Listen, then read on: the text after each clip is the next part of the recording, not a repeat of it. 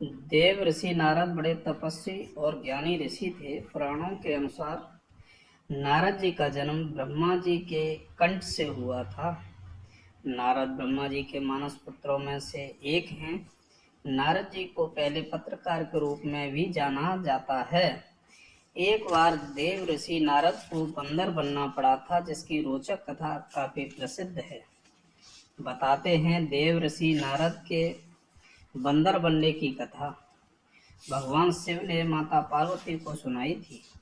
जानते हैं आखिर क्यों देव ऋषि नारद को बंदर का रूप धारण करना पड़ा था।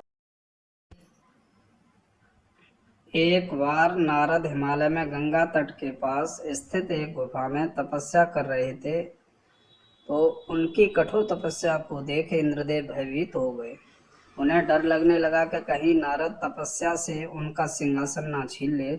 इसलिए इंद्र ने कामदेव को धरती पर भेजा और नारद की तपस्या भंग करने के लिए कहा।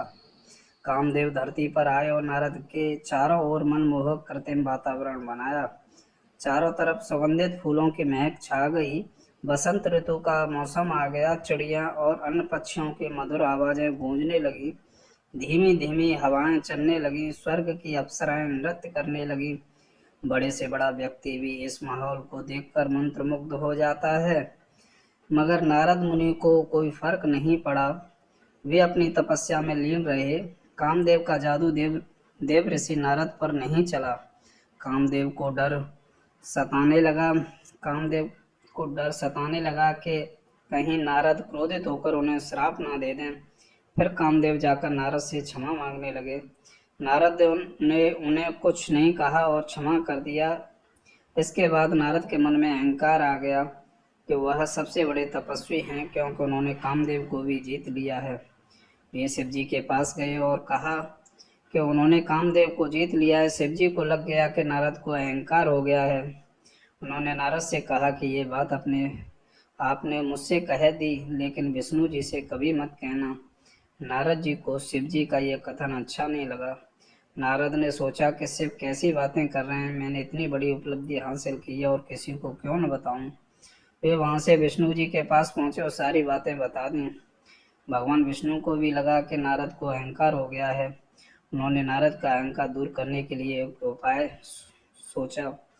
विष्णु जी ने नारद के रास्ते में एक सुंदर नगर बसाया।